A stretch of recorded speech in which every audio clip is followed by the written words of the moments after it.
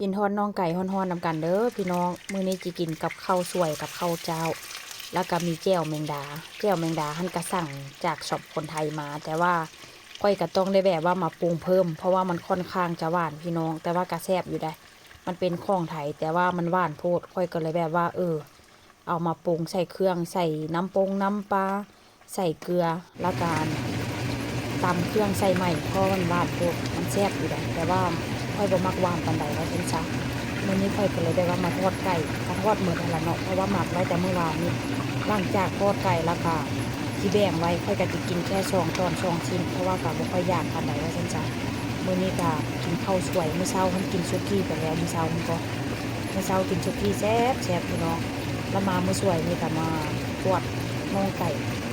ทอดประมาณนี้8น่องนี่ล่ะเนาะค่อยก็สิกิน2น่องเหลือ6น่องนี่ค่อยก็จะเอาให้ลูกให้พวกกินคนละ3น่องมื้อแลงแต่ถ้าหากบ่อิ่มก็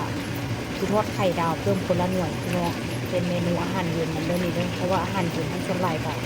จะบ่ค่อยเฮ็ดว่าซั่นซะเพราะว่าหยังมันค่อนข้างจะร้อนค่อยก็จะบ่เฮ็ดแบบข้าวแลงก็มีหยังก็ถ้าหากว่าบ่อิ่มก็จะทอดแบบประมาณว่าเฮ็ดอีหยังที่แบบว่ามันได้กินไวที่สุดว่าซั่นซะค่อยก็จะทอดไข่ดาวบ่ทอดไข่ดาวก็กินแบบว่ากินพวกโยเกิร์ตกินผลไม้ตามเพราะว่าหยังเพราะว่าทันที่ไปเฮ็ดก็บ่อยากเฮ็ดแล้วพี่น้อง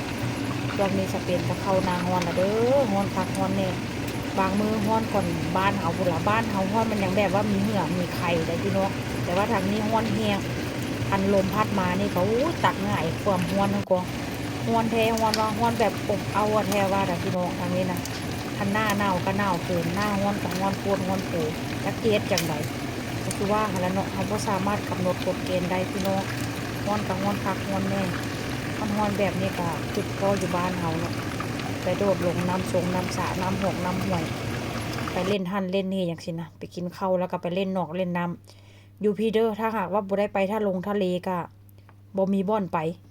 ถ้าหากว่าบ่ไปทะเลก็บ่ไปเล่นแบบสระว่ายน้ำอย่างสินะ